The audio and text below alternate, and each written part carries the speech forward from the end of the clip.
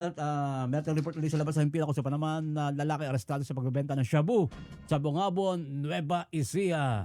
Narito balita ni Romel Roque. Target on air. Live report.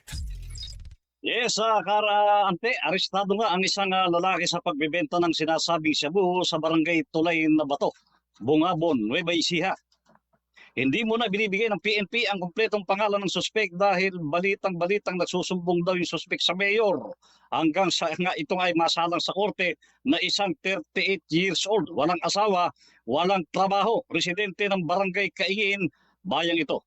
Ayon kay Police Captain Rod Mike C. Bertudes, Officer in Charge Sipo Police ng Bungabon Municipal Police Station, huli sa akto ang suspek ng police buyer.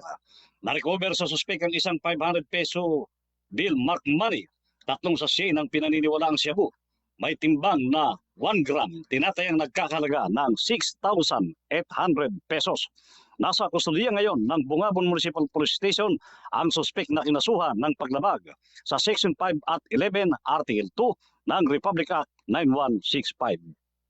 Mula sa Nueva Ecija, ako si Romel Roque, nag-uulat sa Target on Air ng DCME 1530, ang Radyo TV. Target on air. Live report. Maraming salamat kay Romel Roque. Grabe masipag talaga. Pero maganda nun, masipag yung ating mga PNP dyan sa lugar na yan.